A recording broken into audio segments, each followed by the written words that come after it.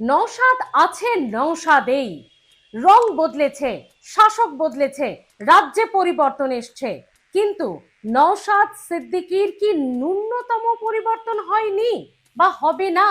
না হলে এই পরিস্থিতিতে দাঁড়িয়েও কথা কিভাবে বলতে পারেন তিনি? এই পরিবর্তনের যুগে কিভাবে নিজেকে ধরে রাখা সম্ভব আরো একবার প্রমাণ করলেন সেটা নওশাদ সিদ্দিকী। আসুন, কেন নওশাদের পরিবর্তনের কথা বলছি?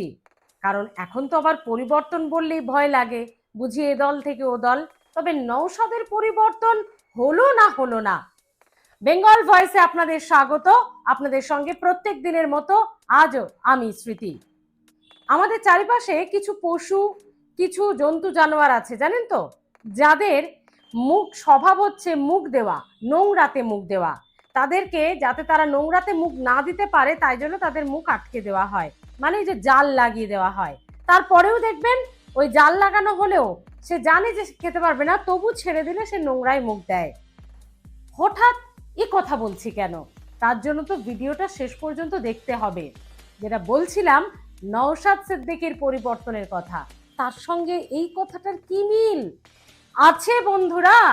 একমাত্র আইএসএফ বিধায়ক নওশাদ সিদ্দিকী, গোটা রাজ্যে একমাত্র আইএসএফ বিধায়ক। হ্যাঁ, একমাত্র কথাটার উপর জোর দিচ্ছি এ কারণেই, একমাত্র আইএসএফ বিধায়ক হয়েও তাকে এ দল সে দল থেকে কাউকে টানতে হয়নি। কিন্তু তবু তিনি যখন বিধানসভায় দাঁড়িয়ে তিনি যখন বক্তব্য রাখেন, অন্যান্য বিধায়করা শোনেন। তার ভাষা, তার রুচি, তার ধৈর্য, তার সৌর্য সবকিছু শোনেন। শুধু অন্যান্য বিধায়করা তো ছেড়ে দিন, খোদ মুখ্যমন্ত্রী শুভেন্দু অধিকারী তার কথা, তার বক্তব্য বিধানসভায় দাঁড়িয়ে যখন নওশাদ সিদ্দিকী একজন বিধায়ক হিসেবে কথা বলেন, মুখ্যমন্ত্রী সেটা গুরুত্ব দিয়ে শোনেন, সেটা রাখার চেষ্টা করেন, কখনো টেবিল চাপড়ে সম্মতি জানান। ভাবুন, এতটা সুন্দরভাবে কথা বলেন নওশাদ সিদ্দিকী, তাহলে তার পরিবর্তন না হয়নি। নওশাদের কোনো পরিবর্তন এখনো পর্যন্ত দেখা যাচ্ছে না। কেন? এবার আসে আসল প্রসঙ্গে, সেটা হলো আরাবুল প্রসঙ্গে বলছি কথাটা। ভাবুন একবার, কোন আরাবুল প্রসঙ্গ টেনে আনছি আজকে এবং আনাটা কেন প্রয়োজন? যে আরাবুল ইসলামকে নওশাদ সিদ্দিকী আইএসএফ শেষ সময়, অর্থাৎ যখন তৃণমূল ছেড়ে বেরোলেন আরাবুল ইসলাম ঠিক নির্বাচনের আগে আগে, যখন কার্যত শওকত মোল্লার সঙ্গে তার যে ঠান্ডা লড়াই, তার আর পেরে উঠছিলেন না, এলেন কোথায়? আইএসএফ এ। তাকে আইএসএফ এ নেওয়ার না নেওয়া নিয়ে দলের অন্দরে, এমনকি বামেদের মধ্যেও অনেক অনেক সমালোচনার মুখোমুখি হতে হয়েছিল এই নওশাদ সিদ্দিকীকে। সেই আরাবুল ইসলাম দল ছেড়ে শুধু বেরোলেন না, দল তো ছাড়তেই পারেন, কিন্তু কি করলেন? তিনি আবারও সেই তৃণমূলের নামে যেমন বলে তৃণমূল ছেড়েছিলেন, আইএসএফ মাত্র 5 মাসের মধ্যে হেরে আইএসএফ যখন ছাড়লেন, বললেন স্বৈরাচারী একনায়কতন্ত্র। কার কথা বোঝানোর চেষ্টা করেছিলেন সেটা অনেকেই বলছেন, অনেক রাজনৈতিক বিশ্লেষকেরা বলছেন সম্ভবত নাম না করে সেটা নওশাদ সিদ্দিকীকে। আর নওশাদ সিদ্দিকী কি বললেন? তিনি বললেন মানুষকে শুধরে যাওয়ার, মানুষকে ভালো হওয়ার একটা সুযোগ দেওয়া দরকার, সেটাই দিয়েছিল আইএসএফ, সেটাই দিয়েছিলাম আমরা। তিনি পারলেন না। যখন দলে কেউ আসে তখন সে হয়ে যায় দলের রত্ন, আর দল ছেড়ে দিলে তার সম্পর্কে কুকথা, নোংরা কথা, ওটা আমার দ্বারা হয়নি, হবে না। বহু ইস্যুতে নওশাদ সিদ্দিকীর এই ধরনের বক্তব্য, এবং একদম সম্প্রতি লেটেস্ট এই স্পিচ তার আরো একবার প্রমাণ করে দিলেন তিনি একাই 100, একাই 100 নওশাদ সিদ্দিকী। মানে বাকি এমএলএদের অন্তত নওশাদ সিদ্দিকীকে দেখে শেখা উচিত মনে করছেন অনেকেই। তার রুচিশীল, তার শালীনতা বজায় রেখেও কিভাবে বিরোধিতা করা যায়, আরাবুল ইসলামকে যোগ্য জবাব দিয়েছেন, কিন্তু একটিও নোংরা কথা বলেননি, একটিও কুকথা বলেননি। আর এখন আমরা কি দেখি? ব্যক্তিগত আক্রমণ, বাবা তারও ঊর্ধ্বে, বাবা মা 14 গোষ্ঠীকে উদ্ধার করা হয়, এবং নোংরা কথা থেকে কত ধরনের অশ্লীল মন্তব্য সেখানে পেশ করা হয় যখন মতের অমিল হয় বা কেউ দল ছাড়াছাড়ি হয়। কিন্তু নওশাদ সিদ্দিকীও তো জবাব দিলেন আরাবুল ইসলামকে। কিভাবে দিলেন শুনুন। আমি এই তত্ত্বে অন্তত বিশ্বাস করি যে যখন দলে থাকবে সোনার টুকরো, আর যে দল ছেড়ে চলে যাবে তাকে তার আগে পরে না প্রচুর বিশ্লেষণ যুক্ত করে দেবো অমুক অমুক অমুক, সেটা আমি বিশ্বাস, অন্তত এই কাজটা আমি করবো না, এটা আমি বিশ্বাস করি। সুতরাং সে ছেড়ে গিয়েছে, একাধিক অভিযোগ রেখে ছেড়ে গিয়েছে। আমি একটা উদাহরণ দিয়ে এই কথাটা শেষ করব। আমি মনে করি না, সবাইকে সম্মান দিয়ে বলছি, যে আমাকে তিনি দল ছেড়ে বেরিয়ে গেছেন মানে তার নিয়ে অনেক কথা বলতে হবে, প্রশ্ন তুলেছেন বলে বলছি, তাহলে স্পেশাল আমি রিয়াকশন দিতাম না।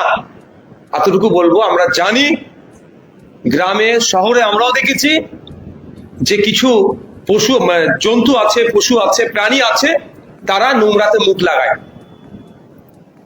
আমরা অনেক সময় সেই জন্তুগুলোকে, প্রাণীগুলোর মুখে জাল লাগিয়ে দিই যাতে এই নোংরাতে না মুখ দেয়। মুখ মানে খেয়ে নেয় নোংরা, জাল লাগিয়ে দিই আমরা। কিন্তু দেখবেন যদি ছেড়ে দিই, আবার জাল লাগিয়ে ছেড়ে দিই, খেতে না পারলেও ওখানে গিয়ে মুখ বুঝে চেষ্টা করে। এতটুকুই আমি বলবো। আমি অন স্টেজ বলেছিলাম, আমরা অন স্টেজ বলেছিলাম যে মানুষকে শুধরাবার জায়গা দেওয়া দরকার। অন স্টেজ বলেছিলাম মানুষকে শুধরাবার জায়গা দেওয়া দরকার। না দেখুন, আমি একবারের জন্য কথা বলবো না। আমি আবারও বলছি, কেউ আসলে যখন সোনার টুকরো হয়ে গেল, ছেড়ে যখন বেরিয়ে গেল, তাকে অমুক অমুক ভাষায় গালিগালাজ করা আমার দ্বারা হয় না। সুযোগ দেওয়া হয়েছিল, তিনি হয়তো সুযোগটা কাজে লাগাতে পারেননি, বা আমাদের যে অ্যাটমসফিয়ার, সেখানে তিনি নিজেকে, সেই অ্যাটমসফিয়ারে নিজেকে সামঞ্জস্যতা করতে পারছেন। হতে পারে 5 রকমের মানুষ থাকতে পারে। আমার মিষ্টি খেতে পছন্দ, আপনার টক খেতে পছন্দ। ঠিক এ কারণেই বললাম নওশাদ সিদ্দিকী নওশাদ সিদ্দিকীতেই আছেন। কি করে পারেন বলুন তো তিনি? কোন আরাবুল প্রসঙ্গ, যে আরাবুলকে কার্যত যখন তৃণমূল থেকে বেরিয়ে এসে এত মন্তব্য করে শওকত মোল্লার বিরুদ্ধে দাঁড়িয়ে যখন তাকে প্রার্থী করলো আইএসএফ, এবং যাকে দলে নেওয়া নিয়ে চূড়ান্ত বিতর্কের মধ্যে পড়েছিলেন নওশাদ সিদ্দিকী থেকে নিয়ে আর দলের শীর্ষ নেতৃত্ব, এমনকি বামেরাও এই নওশাদ সিদ্দিকীর অনেক প্রশ্ন করেছিলেন তার সম্পর্কে, এই সিদ্ধান্ত সম্পর্কে নওশাদ সিদ্দিকীর। তারপরেও তাকে সুযোগ দেওয়া হয়েছিল, কিন্তু আরাবুল ইসলাম নাম না করে নওশাদ সিদ্দিকীকে কি রিটার্ন দিলেন? আর এই পরিস্থিতিতে দাঁড়িয়েও এত সাবলীল, এত রুচিশীলতার, এত শালীনতার, এত স্বাচ্ছন্দ্যের এবং শিক্ষিত বিধায়কের পরিচয় দিলেন নওশাদ সিদ্দিকী। তিনিও তো ভাঙড়ের বিধায়ক। কোন ভাঙড়? যেখানে প্রায় সময় রাজনৈতিক হিংসা লেগে থাকে, যেখানে প্রায় সময় মানুষের মধ্যে মানে অন্য বিরোধী দলগুলি কার্যত সেই জায়গাটাকে অশান্ত করার বা ক্ষমতা দখলের চেষ্টা, রাজনৈতিক হানাহানি চলে। এই অভিযোগ আমরা প্রায় সময় দেখেছি, এই অভিযোগে উত্তপ্ত হয়ে থাকে। তবু সেই জায়গার বিধায়ক হয়েও নওশাদ সিদ্দিকী আজকে এখনো পর্যন্ত ঠান্ডা মাথার এবং শালীনতার পরিচয় দিলেন, বিরোধিতা করলেন। এটাই তো প্রয়োজন, কিন্তু আসলে কি আমরা সেটা দেখতে পাই? আর আরাবুল ইসলাম তিনি কি লিখলেন? দল থেকে বেরিয়ে গিয়ে মাত্র 5 মাসেই তার মোহভঙ্গ হয়ে গেল। যেমন তৃণমূলের সম্পর্কে বলেছিলেন যে আমি তৃণমূলের জন্য আমার জান প্রাণ দিয়ে দিচ্ছি, তবু আমাকে গুরুত্ব দেওয়া হয় না, আমাকে এতবার করে সাসপেন্ড করা, আমাকে গুরুত্ব না দেওয়া। ঠিক আইএসএফ সম্পর্কেও খানিকটা সেরকমই ছিল তার মন্তব্য। তার সোশ্যাল মিডিয়ায় পোস্ট দেখুন, আইএসএফ এর স্বৈরাচারী এবং একনায়ক তন্ত্রকে আমি ধিক্কার জানাই। মাত্র 5 মাসেই আইএসএফ এর লুম্পেন বাহিনীর হাতে ভাঙড় জুড়ে যেভাবে মানুষের উপরে অত্যাচার অনাচার নেমে এসেছে, তার বিরুদ্ধে প্রতিবাদ জানিয়ে দল থেকে আমি পদত্যাগ করলাম। তার মানে রাজনৈতিক বিশ্লেষকেরা বলছেন এটা অনেক ক্ষেত্রেই নওশাদ সিদ্দিকীকেই নিশানা করা হয়েছে, নাম করেননি তার এই যে একনায়কতন্ত্র, সেটাকে নিশানা করা হয়েছে। ভাবুন, যার হাত ধরে, যাদের সিদ্ধান্ত, যে দলের হয়ে শেষ মুহূর্তে তুমি রাজনৈতিক আশ্রয় বাঁচালে, এখন তিনি কি আবার ঘর বাপসি, মানে আরাবুল ইসলাম কি আবার তৃণমূলে ফেরত যাবেন? না, নতুন কিছু নয়, তিনি তো এ দল ও দল থেকে সে দল তিনি তো করেই থাকেন। তো সেই আরাবুল ইসলাম, যেটা শোনা যাচ্ছে যে তৃণমূল ওখানে যে গোষ্ঠী রয়েছে খায়রুল ইসলামের গোষ্ঠীতে সম্ভবত তিনি ঢুকতে চলেছেন, এমনটা রাজনৈতিক অলিন্দের খবর, এমনটা ভাঙড়ের অলিন্দে শোনা যাচ্ছে যে তৃণমূল নেতা খৈরুল ইসলামের যে শিবির রয়েছে সেই শিবিরেই তিনি ঢুকতে চলেছেন। সেটা তো আর কয়েকদিনের অপেক্ষা, তারপরই বোঝা যাবে। কিন্তু সে দল যে কেউ মানুষ ছাড়তে পারে, কিন্তু তা বলে শেষ মুহূর্তে যে দলের আশ্রয় পেলে, যে দলের টিকিট পেলে, হ্যাঁ জিততে পারলে না ঠিকই, শওকত মোল্লার এগেনস্টে একেবারে শওকত মোল্লা শিবিরের হাত থেকে বাঁচলে বলা যায়, সেই দলই আজ একনায়কতন্ত্র, স্বৈরাচার, লুম্পেন বাহিনী, অত্যাচার, অনাচার এত কিছু হয়ে গেল। আপনারা কিভাবে দেখছেন? দুটো দিকই আপনাদের সামনে তুলে ধরলাম আমরা। আপনারা কি দেখছেন?